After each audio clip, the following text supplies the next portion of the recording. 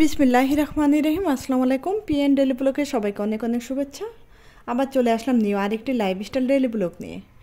শুরু করে দিলাম সকালবেলা বাসি থালা বাসন বাসি কাজকর্ম দিয়ে ভিডিওটা। জেসমিন আপা সব ধুয়ে নিতেছে, থালা বাসন ধুয়ে নিল, তারপরে উঠানটাও ঝাড়ু দিয়ে নিবে। আর আমি এখন চলে যাব নাস্তা বানাতে। আকাশটা কখনো মেঘলা কখনো আবার রোদ উঠে যায়, তাই উঠানটা খুব তাড়াতাড়ি করে ঝাড়ু দিয়ে নিতেছে। বৃষ্টি নেমে গেলে কিন্তু উঠান ঝাড়ু দেওয়া যাবে, কিন্তু বৃষ্টিতে ভিজে অনেক ময়লা উঠে না, তাই উঠানটা আগেই ঝাড়ু দিয়ে নিল। আমার চ্যানেলটা ভিডিওটা দেখার জন্য যারা ভিডিওটা ক্লিক করেছো, প্লিজ ভিডিওটা ফুল ওয়াচ করে দিও আর একটা লাইক দিয়ে দিও। যদি ভালো লেগে যায় তাহলে সাবস্ক্রাইব করে পাশে থেকে যেও।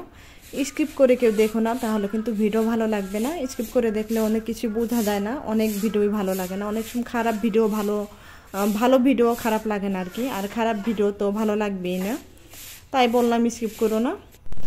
আর জেসমিন আপা ওদিকে ঝাড়ু দিতে আসে, আর সম্পূর্ণ ঝাড়ু দিয়ে নেবে। আর আমি চলে আসলাম নাস্তা বানাতে। আজকে বানাবো গুলা রুটি বা চাপটি আটা দিয়ে।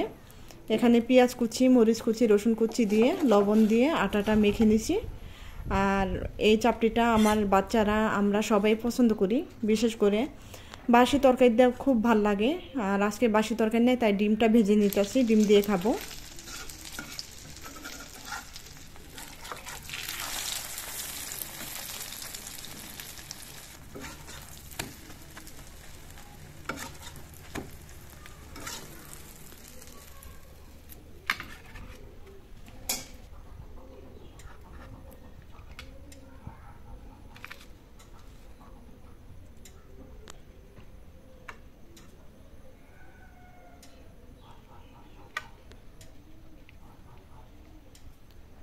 গরম গরম ডিম দিয়ে নাস্তাটা খেয়ে নিলাম। নাফিস গেছে কোচিংয়ে, নাফিস আসলে নাফিসকে আবার ডিম ভেজে দিব। আর বড় ছেলে গেছে কলেজে, ডিম পোস্ট খেয়ে গেছে। ও আসলে যদি খায় চাপটি বানিয়ে দিব। আর শাশুড়ি আম্মাকে নাস্তা দিয়ে দিছি, খেয়ে নিছে। তারপর তো এই যে দেখো কিছু নিয়ে আসলো ছোটো মাছ বাজার থেকে, পাঁচমিশালি নদীর খুব সুন্দর মাছ পাওয়া যায়। আর এখন তো নতুন পানির মাছ, এই মাছগুলো খেতে খুবই টেস্ট। ছোটো হলেও কাটতে কষ্ট, কিন্তু খেতে খুবই টেস্ট। আমি একদিন মাটির হাঁড়িতে রান্না করছিলাম, মাটির কড়াইতে, এত টেস্ট হয়েছিল, মুখে লেগে আসে। তাই ভাবলাম আজকেও তেমনভাবে আমরা দিয়ে এই ছোটো মাছ রান্না করব। বিশ্বাস করবা না, হলুদের গুঁড়া ভেবে মরিচের গুঁড়া দিয়ে দিছিলাম আর কি, হলুদের গুঁড়া দিয়ে নেই। সেইভাবে আজকে রান্না করব হলুদের গুঁড়া ছাড়া। আর এখানে রান্না করব কিছু ওই যে গরুর ওই যে জিব্বা, এই জিব্বার মাংসটা রান্না করব। এই মাংসটা খুবই টেস্ট। যারা এই জিব্বার মাংস খাও না, আমি আজকে যেভাবে রান্না করব এইভাবে তোমরা যদি একবার হলেও রান্না করে খেয়ে দেখো, জীবনও এর স্বাদ ভুলতে পারবা না, আমি কথা দিলাম। আমিও কিন্তু আগে খেতাম না, খুবই ঘৃণাইতাম। আসলে এটা ঘৃণার কিছু না, উপরে চামড়াটা ঠান্ডা হলে ফেলে টুকরা টুকরা করে নিব। ওদিকে জিব্বার মাংসটা ঠান্ডা হচ্ছে। আর এদিকে দেখো এই যে জেসমিন আপা মাছগুলো কেটে নিতেছে। আমিও মাছগুলো কেটে নেব সঙ্গে। এতগুলো মাছ একা সে কাটতে পারবে না, আবার বাসায় গিয়ে সে রান্না করবে জেসমিন আপা, তাই ভাবলাম আমিও কিছু কেটে নিই, সাথে তাড়াতাড়ি হয়ে যাবে। অফ ক্যামেরায় আমি মাছগুলো কেটে নিছি। আর আমি তো ক্যামেরা ধরলে মাছ কাটা দেখাতে পারবো না, আমি স্ট্যান্ড ইউজ করি না, তাই। আর এই যে দেখো ছোটো মাছগুলো রান্না করে নেব আমরা দিয়ে। এই যে মরিচের গুঁড়া দিয়ে দিলাম, হলুদের গুঁড়া দিব না, আদা রসুন বাটা, পেঁয়াজ, কাঁচামরিচ আর দুইটা আমরা কেটে নিছি। এই দিনে কিন্তু কচি আমরা দিয়ে যে কোনো মাছ রান্না করলে খুবই টেস্ট হয়। তারপরে হাতের সাহায্যে বেশ ভালো করে বেশ কিছুক্ষণ মাখিয়ে নিব। এই মাছটা যতই হাতের সাহায্যে ভালো মতো মাখবো, ততই কিন্তু টেস্ট দ্বিগুণ বেড়ে যাবে। তারপরে রান্না করব মাটির হাঁড়িতে, টেস্ট তো আরও বেড়ে যাবে অনেকটাই।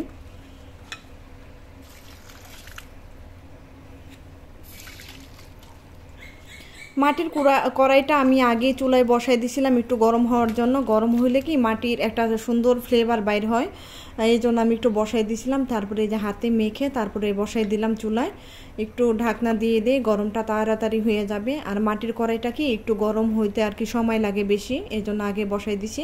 আর জিব্বার মাংসগুলো এই যে দেখো সুন্দর করে ছেঁচে ফেলে দিয়ে টুকরা করে নিছি। আর এখন আমি একটা মশলা তৈরি করে নিব। এই যে সম্পূর্ণ সব গরম মশলা, জিরা ধনিয়া হাফ চামচ করে সব কিছু দিয়ে এখন আমি এই মশলাটাকে ব্লেন্ড করে নিব।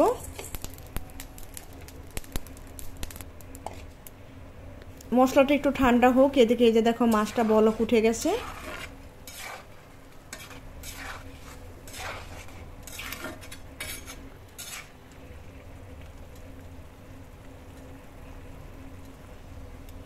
ওদিকে মশলাটা আমি ফাঁকি করতে দিয়ে দেই, আর এদিকে দেখো মাংসটা বসাই দেবো। মশলা ফাঁকিটা আমি মাংস রান্নার মাঝখানে দিয়ে দিব জিব্বার মাংসটা যখন রান্না করব। আর প্রেশার কুকারে রান্না করে নিই, তাহলে তাড়াতাড়ি হয়ে যাবে।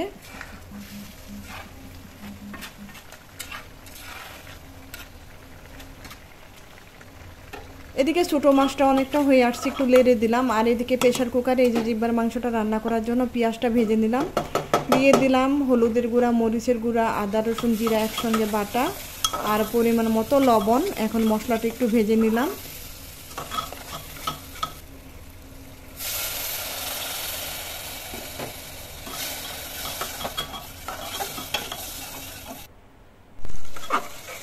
একটু পানি দিয়ে মশলাটা বেশ ভালো মতো কষিয়ে নিলাম, তারপর দিয়ে দিলাম মাংসটা দিয়ে আর একটু আর কি কষিয়ে নিব মাংসটাকে ভালো মতো। যত ভালো মতো কষানো যাবে ততই টেস্ট হবে। আমি কিন্তু সবসময় বলি রান্নার তোমার ভালো নির্ভর করে কষানোর উপরে। তরকারি তুমি যে কোনো তরকারি যত কষিয়ে রান্না করবে ততই টেস্ট হবে।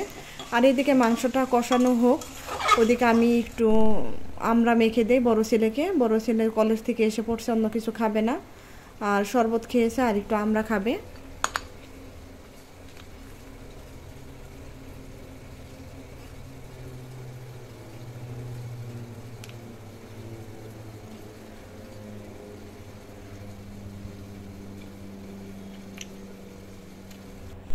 আমিও 2 পিস খেয়ে নিলাম, দুপুরবেলা ভালোই লাগলো। আর এদিকে দেখো যে মাংস কষানো হয়ে গেছে, দিয়ে দিলাম গরম মশলার ফাঁকি। পুরাটা দিব না, আর একটু দিয়ে দেবো শেষের দিকে। এখন দিয়ে ভালো মতো আবার একটু লেড়ে চেড়ে নিলাম, তারপর দিয়ে দেবো পরিমাণ মতো সিদ্ধ হওয়ার জন্য পানি।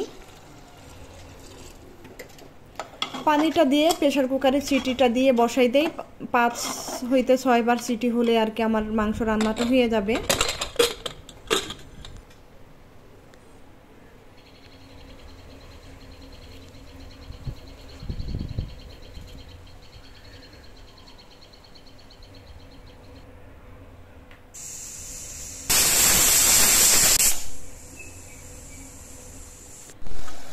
6-7টা সিটি দেওয়ার পরে এই যে দেখো মাংসের কালারটা মাশাআল্লাহ কত সুন্দর হয়ে গেছে। আমি দিয়ে দিলাম কাঁচামরিচ, আর লবণটা দেখে নিছি পারফেক্ট হয়েছে। লাস্টে দিয়ে দিলাম আর একটু গরম মশলার গুঁড়া। এখন আমি গরম মশলার ফাঁকিটা দিয়ে চুলা থেকে নামিয়ে নেব।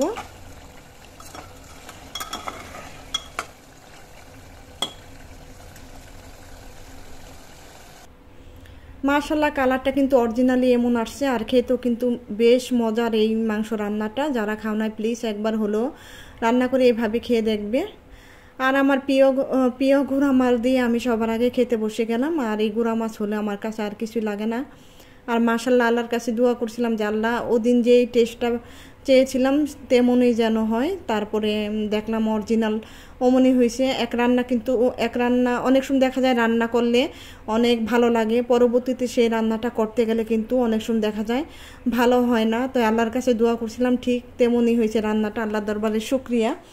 আর এই যে গোসল টুসল করে তারপরে এই যে খেতে বসে গেলাম। আর ভিডিওটা তোমাদের কাছে কেমন লাগছে তোমরা কিন্তু জানিও। এ পর্যন্ত যারা আসো তাদেরকে আবার একবার রিকোয়েস্ট করে নেই, প্লিজ একটা লাইক দিয়ে দিও। আর ফুল ওয়াচ করে যারা আমার পাশে থেকে গেছো, তোমাদের মূল্যবান সময়টা দিয়েছো আমাকে, তো তার জন্য অসংখ্য ধন্যবাদ ও দোয়া আমার তরফ থেকে। সবসময় তোমাদের জন্য আমি অনেক অনেক দোয়া করি, আমার চ্যানেলে আমার ভিউদের জন্য, আমার আপুদের জন্য, আমার ফ্যামিলির জন্য। তোমরা তো আমার ফ্যামিলি, সবসময় তোমাদের জন্য আমি দোয়া করি। আল্লাহ যেন তোমাদের সবাইকে ভালো রাখে, সুস্থ রাখে। আর এই যে খেয়ে নিলাম মাংসটা দিয়ে, মাশাআল্লাহ সবাই খেয়ে বলতেছে অনেক টেস্ট। বাচ্চারা জানলে আর কি খেত না এটা কিসের মাংস, আমি বাচ্চাদের বলি নাই এটা কিসের মাংস, বলছি মাথার মাংস, তাই ওরা খেয়ে নিছে। অনেক সময় খেতে চায় না। তো আজকের মতো এখানে শেষ করবো। সবাই ভালো থাকবা, সুস্থ থাকবা, আল্লাহ হাফেজ।